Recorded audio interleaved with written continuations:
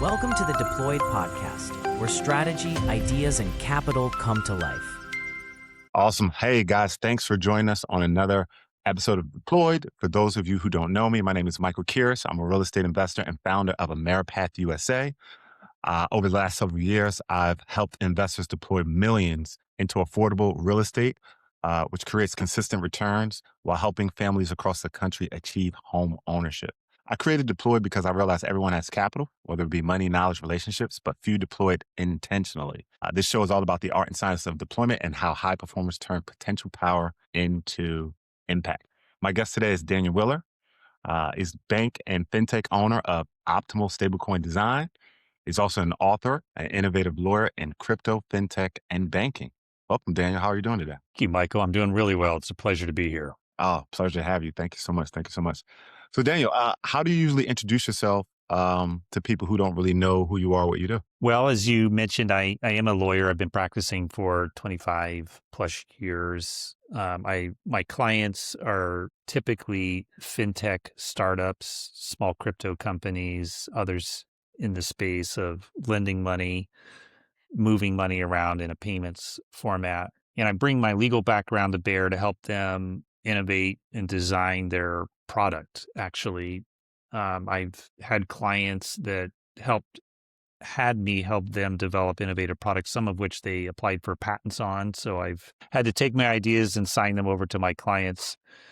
But that's the power. My superpower is being able to use my legal training and business experience to find an innovative solution to a problem. One of the things I invented was I helped a client invent, and they built a whole company around the concept of earned wage access.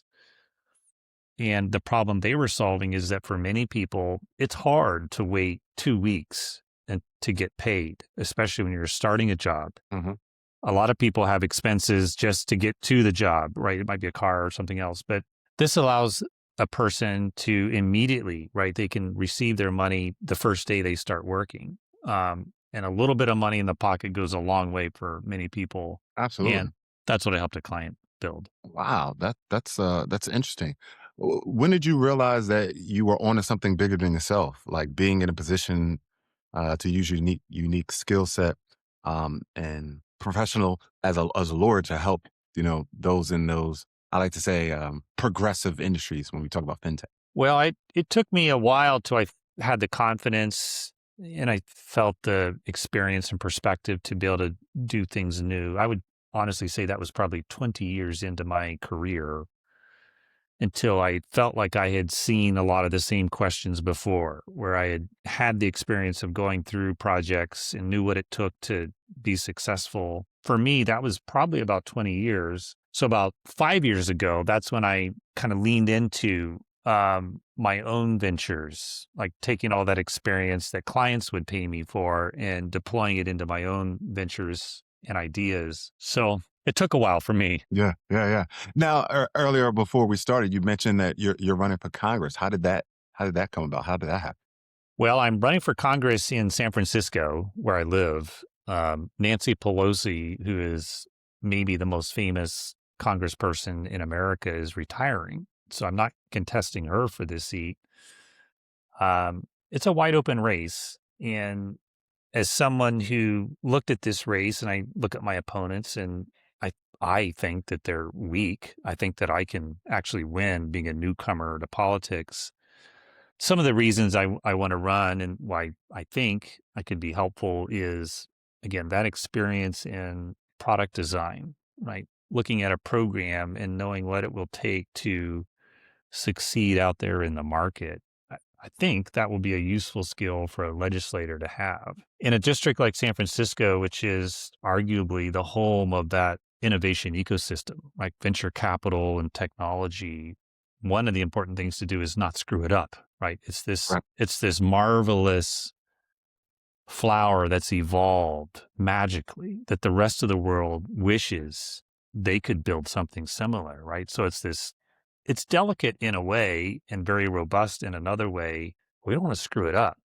And I think if you're someone who understands that ecosystem, you can avoid the mistakes, So you screw it up and kill it with some really bad policies, some of which are being discussed right now. Instead, you can help it do more of what it does best, right? Accelerate it so more people can get funding, more entrepreneurs can launch and build successful companies. Yeah, that's exciting. I like that talk. Yeah. I want to go back for a second before all the wins. Who was Daniel before all of this success showed up? Well, I grew up in the Midwest. I grew up in parents of very modest means. Um, I was the first person in my entire extended family to be a lawyer or even talk about being a lawyer. Um, I was very fortunate to be raised by a family that insisted. My dad insisted I have a strong work ethic. And you're fortunate, right? If you have a father who takes that kind of interest in shaping a son. So I'm very fortunate. But I grew up in a common sense family. You work hard, you persist, and good things come to those who can stick with it. I love it. I love it. I love it. Was there a defining turning point that maybe forced you to evolve or that you can say, yeah, that was it that kind of like changed the trajectory of your career? Well, if one that comes to mind immediately for me is when I decided to step out of being a partner in a big law firm, and that was about 5 years ago. When you're a partner in a big law firm, that's a secure position. It's lucrative. It's a secure, predictable cash flow. Um, and so reaching a point where I had counted the cost, right, and decided to step into entrepreneurship. Um, Again, I did that after 20 years of practice. So I felt confident that I knew what I was doing, but there does come a moment when do you believe in yourself or not? And I chose to believe, stepped I, out. I like it. Belief, belief. Now, was there a big brick or deal? Um, or can you talk about like your first big brick or deal and if it taught you anything at all? Well, I can talk about a real estate project that I'm involved in, Yes. since that's what you do. Um, as an investment, I bought a farm in Ohio, not far from where my parents and family live. And I bought it with the idea of doing something really special with it. Um, I actually searched the entire country for a particular type of land. I looked in Montana, and Missouri, and Kentucky, and even went down to Miami to look at potential projects. But I landed on a, a small, very small town in Ohio. I bought this derelict dairy farm, um, and I was comfortable pulling the trigger on it, even though I'm not a farmer. I'm not even particularly a real estate expert, but I got comfortable enough to pull the trigger on this one because I had looked all over the country. By that point, I was very familiar with what small farms cost, what their values were. Um, and when I found this one, I smelled a deal. So I threw in an offer in the middle of winter. I think I threw in an offer in December, January when there's snow on the ground and I wasn't insultingly lowballing them, but it was a lower offer and they took it. I just caught them at the right time. So for me, it was when you're venturing into a new field, for me, real estate, it takes a lot of preparation, right? A lot of measuring once, twice, thrice before, you cut, to use a carpentry analogy. I like it. I like it. You remind me of something I heard Robert Kiyosaki say. For every deal that one purchase, you should look at least 100. And what tends to happen is you don't purposely have to look at 100, but as you start to, like you mentioned, you were looking at so many farm deals, you started to get an idea, even though this was a new industry for you, you started to get familiar of how much land costs and would spot a deal because you've seen so many of them. And I thought that was cool organically how you mentioned that. Um, you mentioned your father. Was there anyone else that kind of may have contributed or helped shaped um, who you are today or what you've become so far? Well, there's been a lot of them. Um, I'm very fortunate right now. I run my own small law and consulting shop, and the people who are working with me are people I've known for a decade or more. And I'm blessed. I'm fortunate to have the privilege of their loyalty. When you're building a business or running a firm or trying to, swing for the fences, having a team that's loyal to you as well as very competent and capable it's a superpower. It's amazing. So I want to shout out to them first and foremost, right? I thank them for their loyalty, and they're loyal not because I pay them the best that they could possibly get in the market, but they're loyal to me. They know I'm going to treat them right, and we're swinging for the fences. That's awesome. That's awesome. I like that. So you've built something incredible, right? But I know success is more mindset than the mechanics. So I want to unpack how you think for a second. What principles or beliefs guide how you make decisions? Well, I make a lot of decisions, even though they don't look like it, I suppose, much like I made the farm purchase decision. Right. When you arrive at it, you're going to pull the trigger.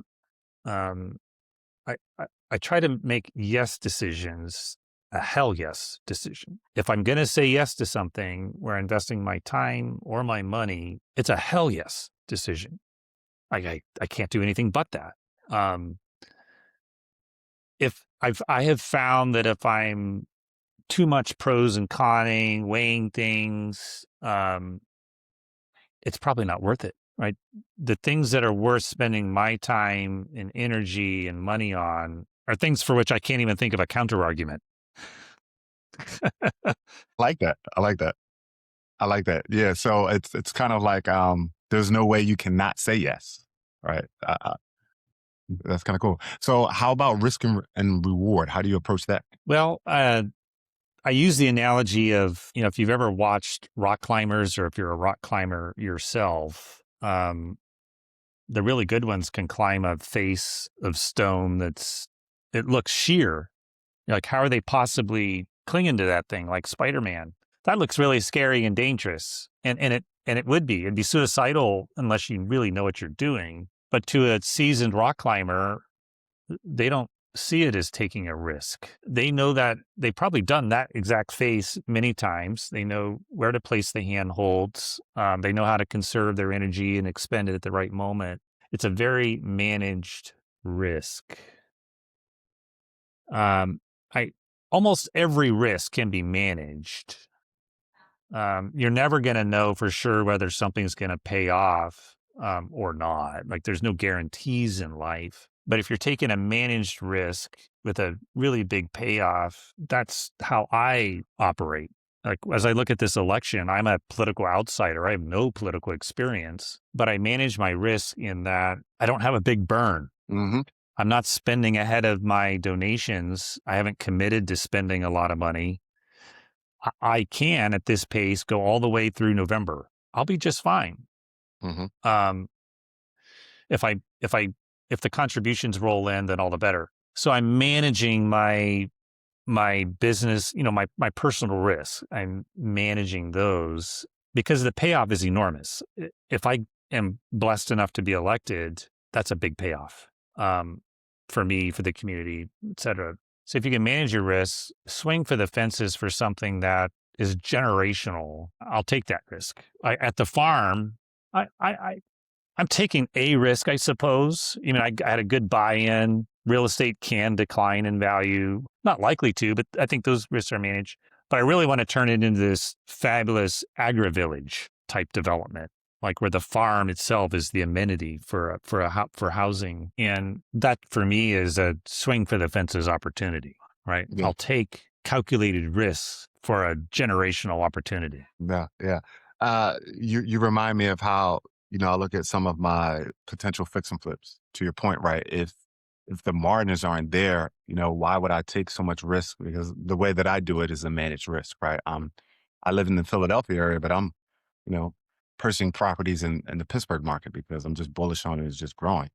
And the returns are stupendous, right? So if I'm going to do it, to your point, I'm going to swing for the fences. And now that one, the margins aren't that good, but that 1214 Sherman Avenue, yeah, that's money. Like we want to go for it. So I understand exactly where you're coming from. I love it.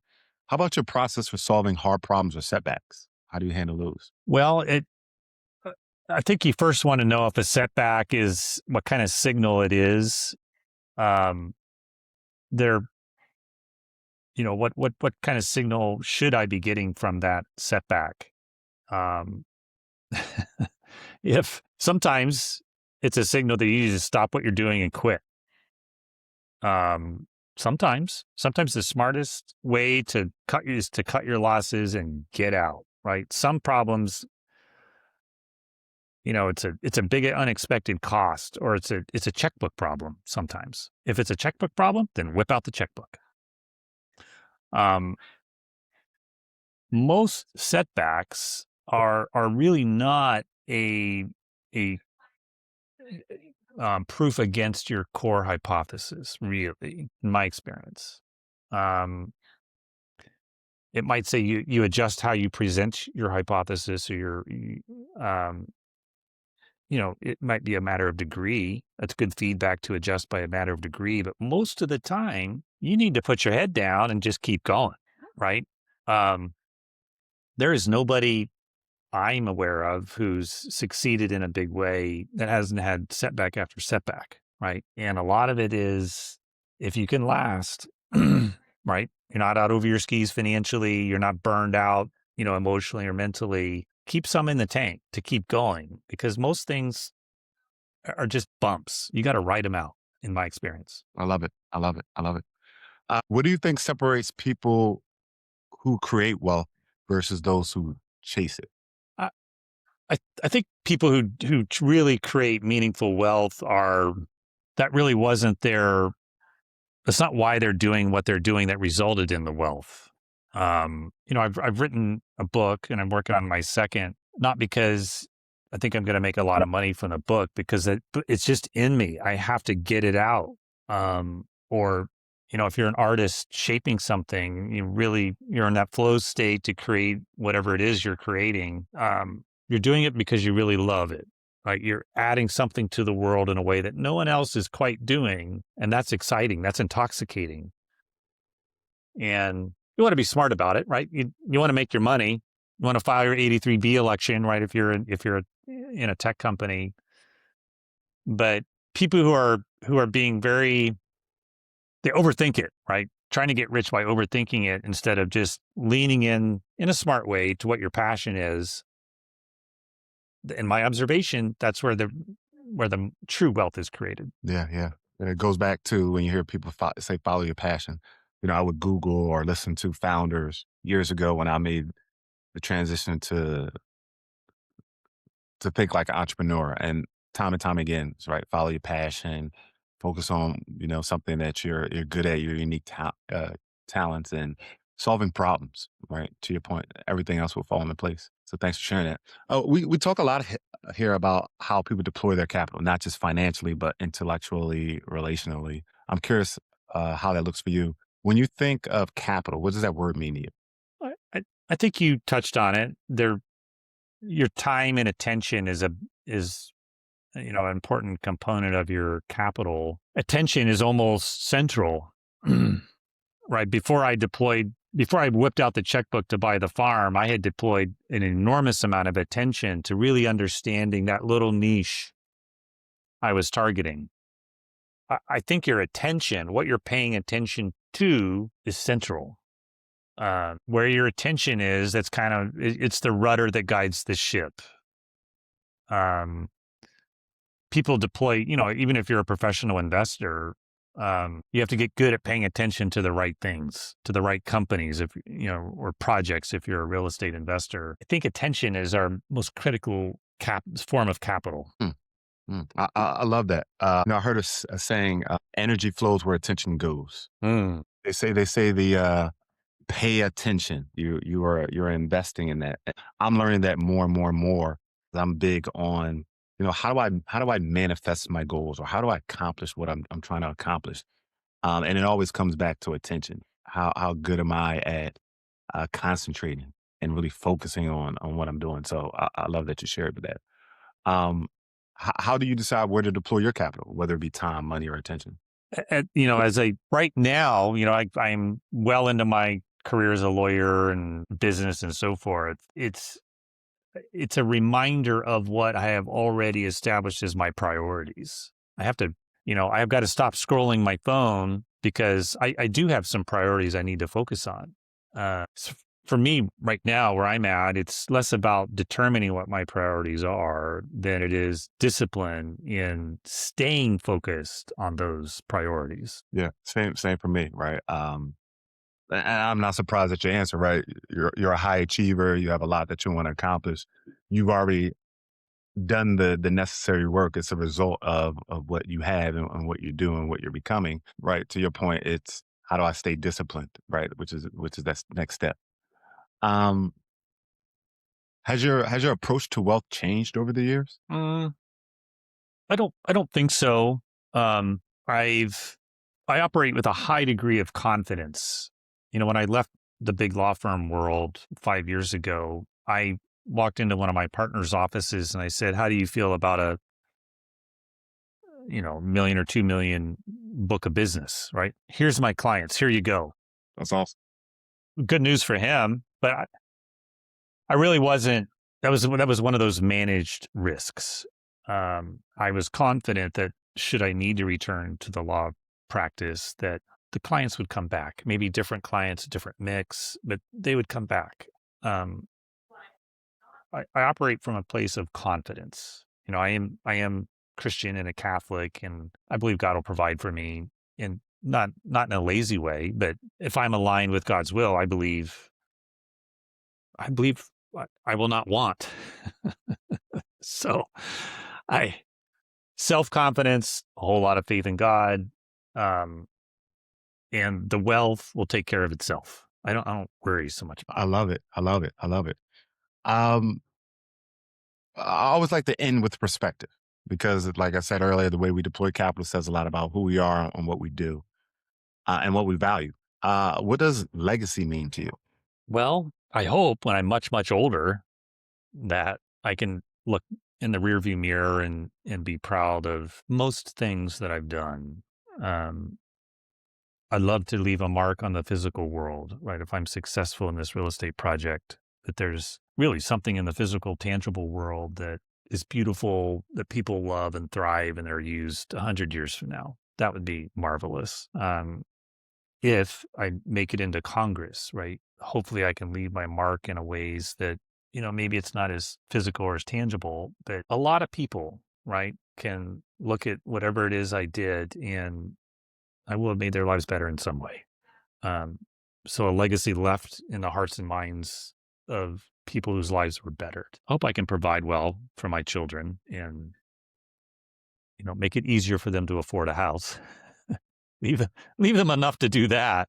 Right. Uh, and really it is your children that are the ultimate legacy. Raising children is difficult and taxing. And if with God's help, they turn into being, good people, that's my legacy really. And I'd trade all the rest of it for that. I love that. I love that. Yeah, and yes, children are very difficult. I have three of them, and I'm learning every day. So, well said. Um, what's one lesson about money or life that you want to pass on to your kids or to your younger self? Well, I think success in life is not primarily about inherent or inherited talent or genetics, intelligence. Truly, it is about persistence, right? Working late at night when no one can see you, getting up early in the morning, persistence. Keep trying. Um, I am not the smartest person in the room. I'm not, but I usually outwork everybody in the room. And if God didn't make you, the smartest tool in the shed, then just work a little harder and longer, honestly. Well said. Well said. Well, Daniel, thank you so much for joining us. That's all the time we have for today. To you all listening and watching, thank you again for joining us for another episode of Deployed, and we'll see you on our next episode. Thanks Thank again, you, Daniel. Michael. Take care. You've been watching the Deployed podcast, where we deploy insight, capital, and growth.